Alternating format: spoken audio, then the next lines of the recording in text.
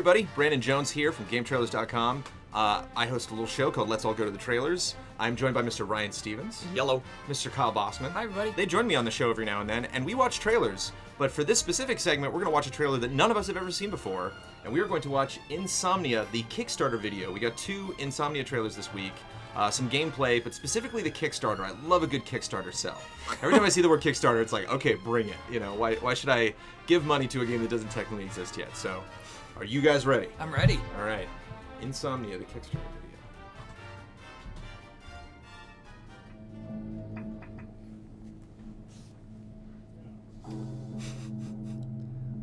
Goatsy reference right there. Okay, definitely a 3D environment. I was worried we weren't going to be moving around for a second there. Not a lot of motion going on, folks. I don't know. It's very heavy. Imagine wandering through the massive interior of a semi-abandoned space station that's been I like this. This is cool. Look at that. The remains of Oh my humanity's gosh. last vestige. I loved doing that in like high school. The atmosphere is chilling, cold, rusty metal, and dim memories of gun battles. This guy sounds like a DM. Throw in a dose of time travel, and you have Insomnia, an apocalyptic nightmare that will haunt your dreams. Well, not if I'm not sleeping. Insomnia is a tactical. It won't haunt your dreams if it doesn't get made, that's for sure. That shield's rad. And sandbox elements, including randomly generated events and missions, and a sophisticated crafting system. Uh-oh. Insomnia They just lost you, huh? No, I'm just cautious. The concept art's great. Reminiscent of old school RPGs. The game is an RPG built with a cutting-edge co-op component and a number of exciting narrative outcomes arising from a series of difficult choices. Yeah, but again, man. like, tell me why it's cutting edge, you know? Right, Like, yeah. how really cutting edge can you be with co-op these days? Characters, atmosphere, I forgot you hate this. You hate someone telling you how cool their game is. Well, I said it'll give you nightmares. It's like, Yes. I bet you it won't. I bet you this game will not give me nightmares. It just won't. There's no way. How can you say that? I know you're really excited about it, They man, had, but well, like, if they meet their stretch goals, they're gonna hire Freddy Krueger. Haunt your dreams. script writing like that gives me nightmares. that's been barreling through the universe for more than 400 years, searching for a safe haven. This kind of reminds me of the when they re-released Cyberpunk. Players will Not Cyberpunk, Shadowrun a couple years ago, but that was kind of more locked down. This looks like maybe a little more thought out, but like the combat in particular. Some of this art's great though. I love funny hats. I'm getting kind of sleepy. I understand that's like the tone of the game, but like, does the Kickstarter video need to be that way? You know? Maybe like different tones. Maybe start off with a really exciting tone, and then it's like, okay, well now we got to talk to you, so then now we're gonna bring it down. That's a good point. No, I You think can only you're. sustain I think this getting. kind of I think energy getting the developer's for voice is important to a degree, but I also think in Kickstarter you're literally asking people to give you money. No, I'm serious. And those videos are like, you know, a big videos and your rewards are like the big. I don't know if they're going to talk about the rewards. We got like probably a minute left on this, but you know, this is a point where like. This is going to sound really harsh, but maybe they should have hired someone to read the script. You know, I don't think this guy's doing a poor job, but if you're really trying to tell someone, you get in there as an interview quip or something like that, or like, hey, I'm really invested in this game or something. You know, it's the kind of classic production style. Right. And I hate when everything's kind of like formulaic, but there are some things that have evolved in a certain way because they work. Well, it's a problem I had with Sunset Overdrive, where I think he is from the team. I mean, if you hear someone that doesn't sound like a professional voice actor that starts speaking a couple words in, you're like, it's Fred from The Office that they got. You know, they all did, like, they all drew straws, and like, haha, Fred. So he goes in the booth to do it. Say, I'm Fred. Hey, this is Fred. I'm from, you know, Cracksmacker Games or whatever, whoever made this. You know, and like, I'm here to talk to you about this project that we're working on. And it's like, oh, cool, now we're friends because you introduced yourself. So like now... You know, but it's like, no, man, I'm the cool-sounding guy on the team. Like, that's what I know about him. Mr. I know Caffeine. this is the guy on the team that sounds a little bit cooler than the other guys on the team. And, like, I can't help but think that while I'm, like, listening to what he's saying. Even though I'm not listening, unfortunately. Yeah.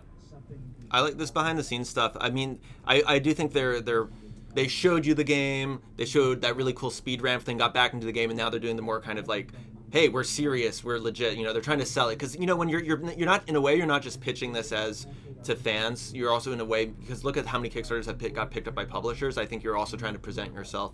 It's a real different market. I'm being serious. I'm just gonna say I figured out the tone. The company's called Mono. Oh, burn! Oh, burn. So it's like, it's just kind of. I like this font. We That only, M. we only work for 2 hours every day, so the game's taking a long time.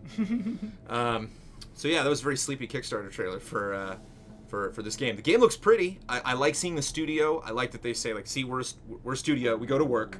You know, we're not all doing other jobs. Like, this is what we do. We just need completion funds essentially to realize this vision. I think it was a good idea to include so much concept art. I think that as in terms of like the game's at this point, this is how much finished it is. Like, it shows they have plans. They have a clear artistic vision of what they want this game to look like, and I think that was a good idea to include that much, because they included a lot, and a lot of it's interesting and worth showing. Those robot heads are really cool. Did you read Saga? Just the first one, just the first book. Are you talking about that guy Prince with the Robot? Yeah. I totally thought of that. I know it's gonna sound weird. I actually get a slight Destiny vibe from all of this too, with like the helmets and the kind of the capes and stuff like that. The in-game stuff is probably the least interesting stuff going on in this trailer, but it still looks good, right? Yeah, it's weird. It's like isometric, but you can spin the camera around. Yeah, it's third person at a distance. Yeah, it's cool. Yeah, it's got a particular vibe, view, both.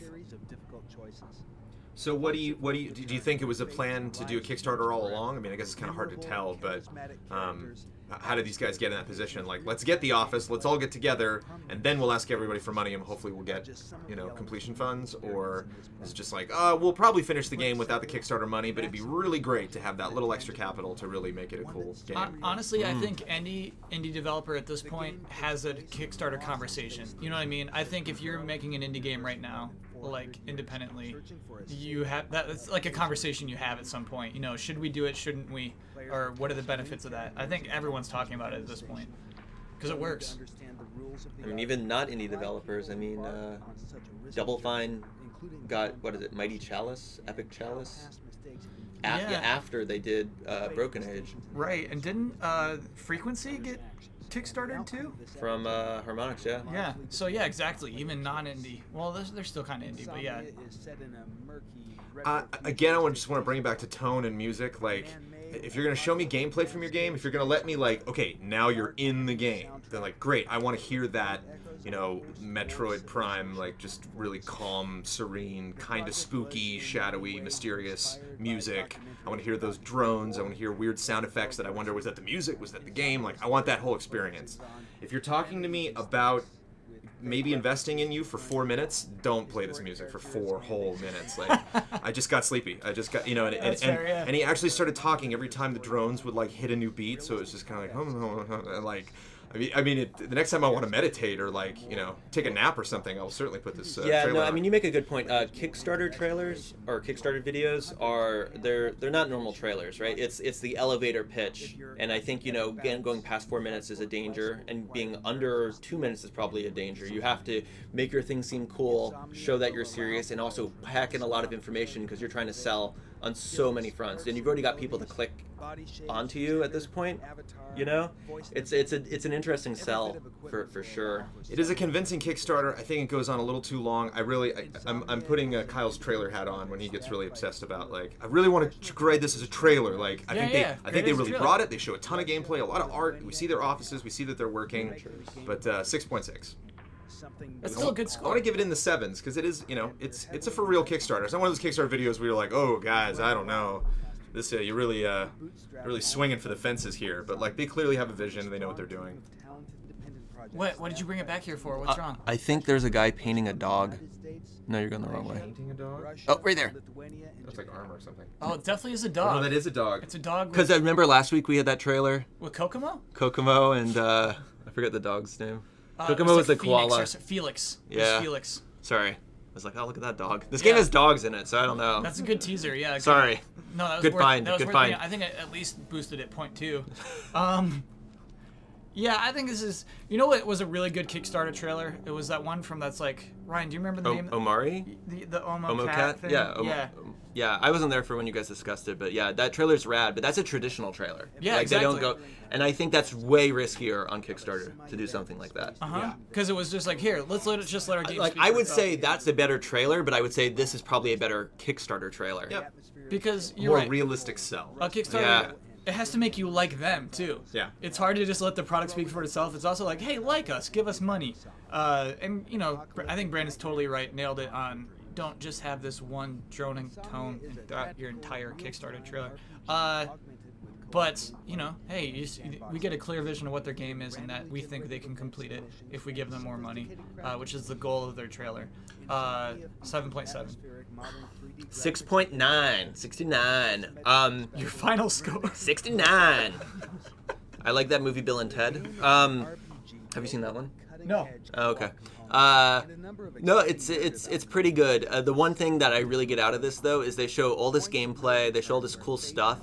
They never show anything cool happening in the gameplay. Like, we literally just see him shoot that guy. Yeah. And is that the extent of, like, the cool stuff that's happening? And he stabs a barrel, too. And I'm being kind of serious. It's like all this awesome looking stuff, and then you see it kind of in practice. You know, even showing some UI here, which can be kind of risky, right? And then it's like you don't actually ever really see anything actually happen. Right. You know? Yeah. It's a little weird, but you know, they still probably have time. We also do the regular show, Let's All Go to the Trailers, which you can check out if you just happen to stumble upon this video here on GameTrailers.com. And we'll be doing one of these every single week.